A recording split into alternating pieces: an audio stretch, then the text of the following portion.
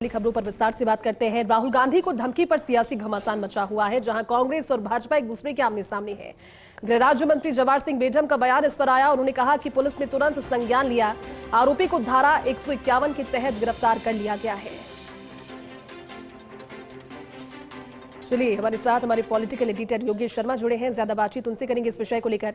योगेश जी, राहुल गांधी को जो धमकी मिली उस पर सियासी घमासान तो बचा हुआ है, लेकिन कांग्रेस और भारतीय जनता पार्टी एक दूसरे के आमने सामने, और अब तो विपक्ष भी कह रही है कि भारतीय जनता पार्टी के जो लोग हैं पहले ईडी का सहारा लेते हैं, चुनाव आयोग का सहारा लेते हैं, और फिर कुछ नहीं होता तो फिर गोलियों का सहारा लेने के लिए इस तरह की धमकी दिलवाते हैं। लेकिन भारतीय जनता पार्टी का साफ तौर पर कहना है कि बिना किसी भेदभाव के तुरंत पुलिस ने कार्रवाई की।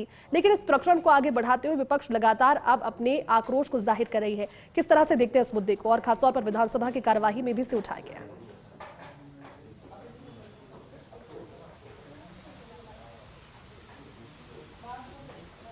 देखिए, जिस तरह से पवन खेड़ा ने ट्वीट किया और उसके बाद सोशल मीडिया पर कोटा के ही एक व्यक्ति ने जिस तरह ये कहा कि राहुल गांधी को लेकर धमकी दी, साथ ही कांग्रेस सांसदों को धमकी दी, उस मामले को लेकर आज सदन के बाहर काफ़ी हलचल दिखी। और ख़ास तौर से नेता प्रतिपक्ष टीकाराम जूली ने सदन से बाहर आकर मीडिया से कहा कि ये धमकी का घटनाक्रम बहुत दुर्भाग्यपूर्ण है, और ये सबसे दुर्भाग्यपूर्ण बात है कि बीजेपी के कार्यकर्ता है धमकी देने वाले। तो इसका मतलब ये है कि राहुल गांधी को धमकी देकर डराने का प्रयास है। जिस तरह से वो खुलकर केंद्र की सरकार के खिलाफ बोल रहे हैं, तो ऐसे में उनको धमकी दी जा रही है, लेकिन डरने वाले नहीं है।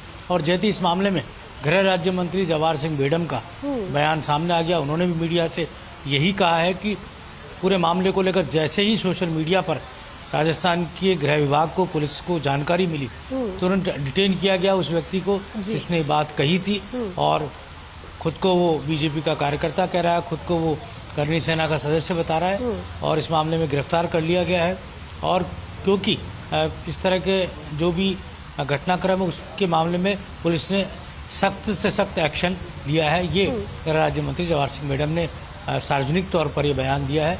उधर करनी सेना के राष्ट्रीय अध्यक्ष है महिपाल मकराना, उन्होंने भी बयान जारी कर दिया है कि जो धमकी देने वाला व्यक्ति है उसका करनी सेना के कोई लेना देना नहीं है। तो कुल मिलाकर इस पूरे मामले को लेकर, क्योंकि जिस तरह देश भर में हलचल रही इस पूरे सोशल मीडिया पर इस बयान को लेकर जैती, तो राजस्थान की विधानसभा या राजस्थान की राजनीति कैसे इससे अछूती रह सकती थी, वो भी हमको देखने को मिली। और कहा जा सकता है विधानसभा अभी इस वक्त सुचारू चल रही है। इस वक्त खेल, युवा, उद्योग मामलात पर अनुदान मांगे इस वक्त सदन में चल रही है, और इस दौरान भी काफ़ी कहा जा सकता है महत्वपूर्ण बिंदुओं को लेकर सदन में मामला उठाया गया।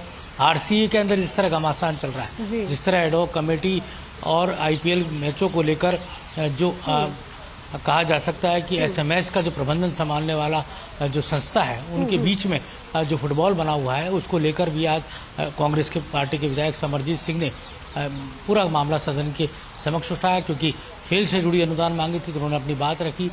और खेल मंत्री रह चुके अशोक चांदना ने धारा प्रवाह संबोधन दिया, युवाओं से जुड़ी, खेल नीति से जुड़ी उन्होंने बातें की।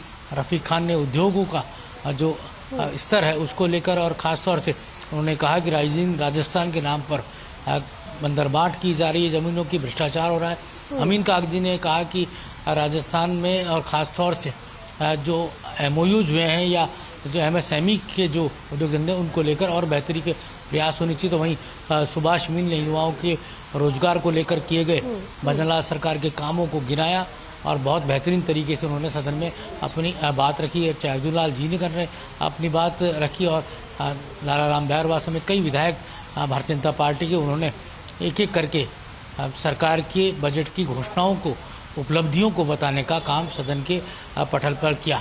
ये ज़रूर है कि आज सदन सुचारू चल रहा है, और थोड़ी देर बाद ही खेल, युवा, उद्योग मामला से जुड़े जो मंत्री हैं राज्यवर्धन सिंह राठौड़, उनका भी जवाब सदन में आएगा।